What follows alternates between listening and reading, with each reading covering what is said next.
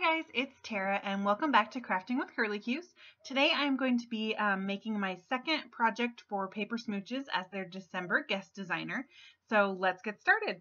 I am starting with this Love Word 2 die. Isn't that super fun? And I've got a piece of black cardstock and some Stick It. So if you've never used Stick It, this is my first time using it and I'm kind of obsessed. I'm going to be using it often. You take this and it's basically just a really thin layer of adhesive that you can put on your cardstock. So you peel off one side of the backing, put it on the back of your cardstock, and then I chose to use it on a die, so I ran it through my die cut machine. And now when I pop this die out, it's going to already have an adhesive backing on the back of that really thin die. So super handy when you want to glue down something like this that's more these thin lines and it's maybe harder to put some adhesive on the back of that. This Stick It is really good for that. So then when I'm ready to put it on my project, you'll see later, you just peel the backing off the back and it just has the adhesive on it. So it's basically crafting magic, and I'm kind of bummed that I only just now figured it out. So anyway, so that was my first step, was to cut that out of the black cardstock. So now I'm going to prepare the front panel of my piece here. And I just have a piece of Neenah Solar White, and this is cut to slightly smaller than the front of an A2 size card. And I'm going to run that die cut through my Big Shot one more time. So this time I'm not actually going to be using the die, I'm going to be using the negative space. And here's the Delightful Greetings stamp set, and I am going to take one of those sentiments. It's got tons of really cool sentiments. I used it in my first video, which I'll link to at the end, for my first project as guest designer, so if you're more interested in that stamp set, you can check that video out. But what I want today is just that word you on that really nice big thank you sentiment. So I've got my Lawn Fawn Black Licorice ink here. It's one of my favorite inks for sentiments because it stamps really nice and crispy. And I'm going to first go ahead and stamp off that word you a little bit, and you can see that I'm just selectively inking just the word you because I want my card to say love you. So once I get it stamped off and it's stamping to my satisfaction, I'm going to line it up. For some reason it worked better for me to line this up sideways, so that's why I did that. And I'm going to stamp it right under that love. I did get one of the little tiny tails from the thank word, so I will cover that up later and fix it. If you wanted to avoid that, you can maybe put a sticky note like over the top of the stamp when you ink it up, and that will help with not getting that. I thought I could eyeball it. I couldn't, but now I get to do a fix it later, so that's always fun. I also stamped that word you at the top of my sticky note on the sticky part, and I'm just going to go ahead and cut around that and create kind of a mask for my sentiment. So I'm doing this because I'm going to be doing a little bit of really subtle background stamping on this panel, and I don't want it to go over the top of my sentiment. So I'm just going to kind of do this. I thought it was kind of fun and just wanted to demonstrate to you guys that you can mask your sentiments too. So the masking fun is not just for your little critters and such. You can mask whatever you want on your card. So now that I have that cut out, I'm going to stick it right over the top of my sentiment. And now I'm going to do that background stamping. So for this, I'm going to use this Close to My Heart stamp set that has all these really fun little confettis falling, and I'm going to use the one that is shaped like hearts because this is a lovey love card, and I'm going to use my Misty tool to help me get the lining up of this correct. So here's where I'm going to have a crafting honesty moment with you guys. This concept in my head was not supposed to have this stage. Like when I came up with this card, it was just going to be the front panel and I wasn't going to put anything on it.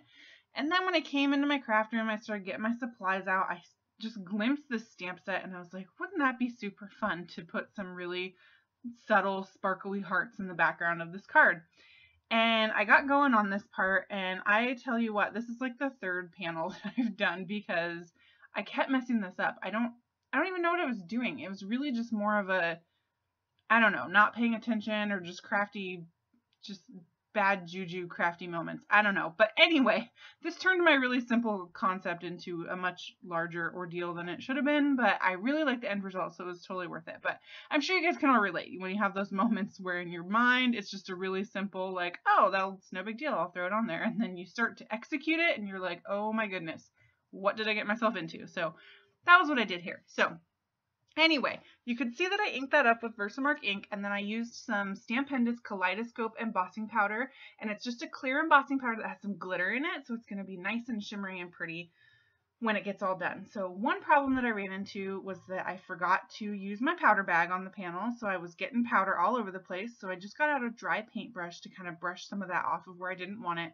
And then I did go back in with my EK Success powder tool and try to put some powder on the rest of this panel to try to get it to not do that. So one thing that I did do that was smart was I used my MISTI. So I'm able to just kind of scooch the front panel over and line up this stamp one more time because I know that I'm lining it up at the bottom on the 1-inch line every time. So that helped me get the stamping kind of perfect that way. So in between each stamp, I am putting the powder on.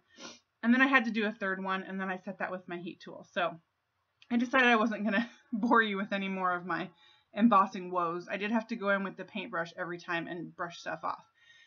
So now what I'm doing is I'm running that die cut one more time through my Big Shot, but this time I used some craft foam. So this is 4mm fun foam, essentially.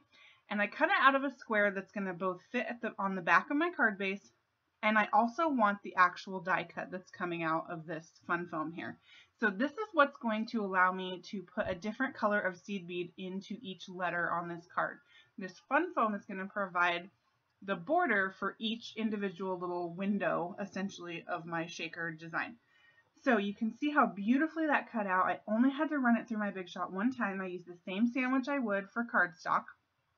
So this is a trick that I really enjoy doing. It really kind of allows you to take your shaker cards up to the next level, because I would never, maybe some of you have more patience than me, but I would never ever sit and cut little itty bitty teeny tiny pieces of foam tape to fit behind that love die. I would just never do that. I do not have the patience for it. But this allows me to do this cool design without having to do a whole bunch of extra work. So now I'm just going to put a little piece of transparency on the back of my front panel. I'm using my Tombow Mono Multi Glue to do that. And so I'm going to put a nice thin layer around the love.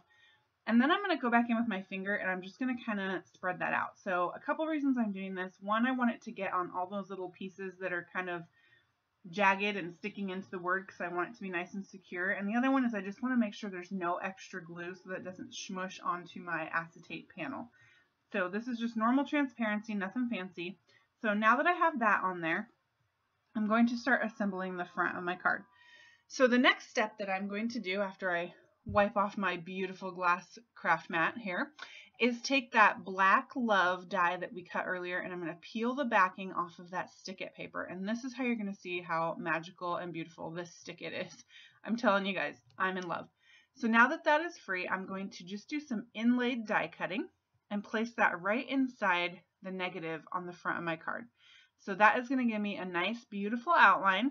Sticks right on there. I don't have to worry about glue smushing onto my transparency, which is awesome.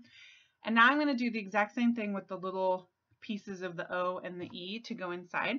You could leave it like this and not even put the little pieces in there if you wanted to. I think that would be super cute too. You can totally tell what word that is. But I had saved them, so I'm just going to stick them back on there and do that with a couple of these here.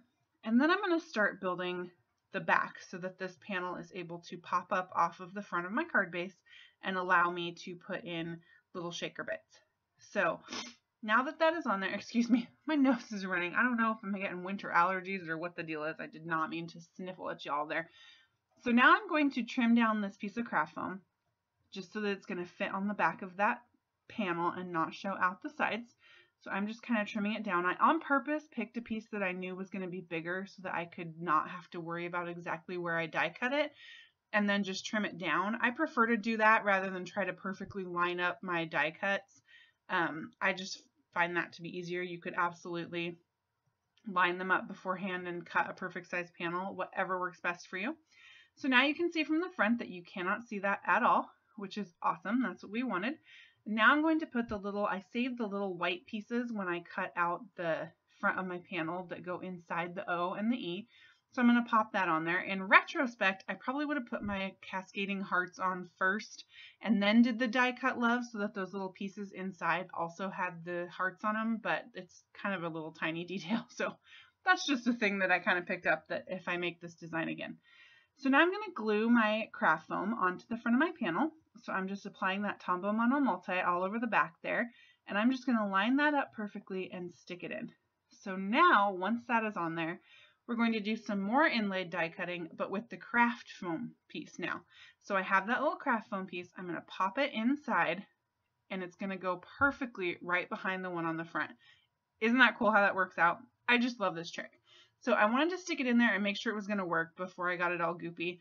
And what I'm going to do is squirt some of this Tombow Mono Multi on my craft mat and just use my finger to smear it on the back of this die cut. And I'm doing this again so that I don't get lots of squishy glue all over the place, because once it gets on the transparency, I'm telling you what, you cannot get that glue off the transparency.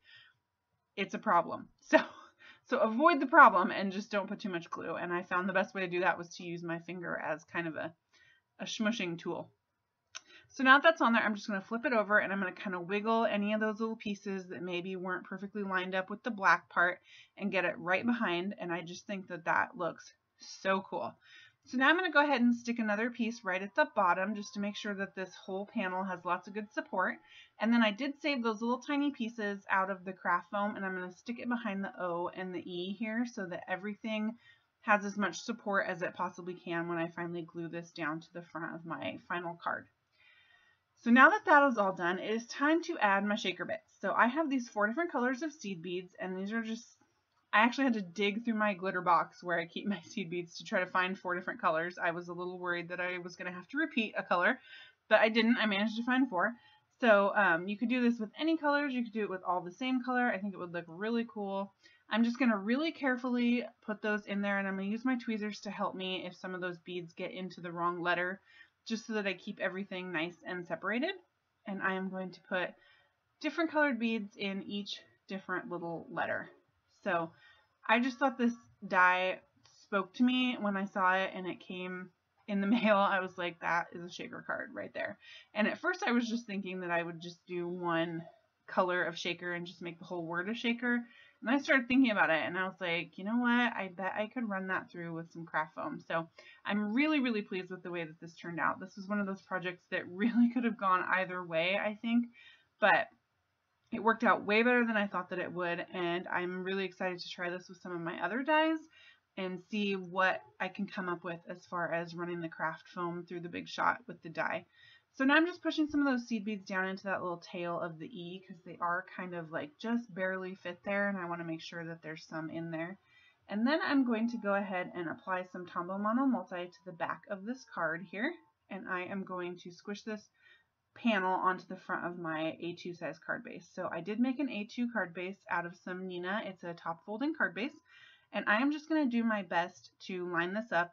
My panel is ever so slightly smaller than the card base, so there will be about 1/8 of an inch border all around, but because that glue is liquid, I can flip it over and wiggle it just a little bit if I need to get it in the exact perfect place.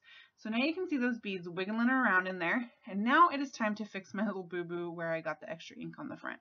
So I'm just going to use a wood veneer heart here and put a little bit of my Tombow Mono Multi on the back and stick that right next to that word U. Thought it was super cute and just completed my little love theme here. And then because I can't not have sparkle on my card because that's just not in my nature, I'm going to take one of my Sakura Stardust Jelly Roll pens in this pretty little pink color and just color over the top of that wood veneer heart. This is one of my favorite tricks to do with the wood veneers. I think it looks so pretty. And then usually what I would do is put some glossy accents on the top here and kind of create my own enamel accent. But in this case, I wanted some extra bling. So I went ahead and busted out my Neon Flamingo Stickles here, which is this really bright, fun pink color that I think coordinates really well with those pink seed beads. And I'm just going to put some of that on top of this wood veneer heart just to kind of make this a little bit of an extra something special embellishment. And that is going to finish up the card. So you can see the pretty cascading hearts in the background with just a little bit of shimmer, and then the really fun way that each one of those letters gets its own shaky seed beads. I think this card turned out super, super fun, and I'm so excited to continue working with these fabulous Paper Smooches products, because how can you not have a cute card when the products are that cute?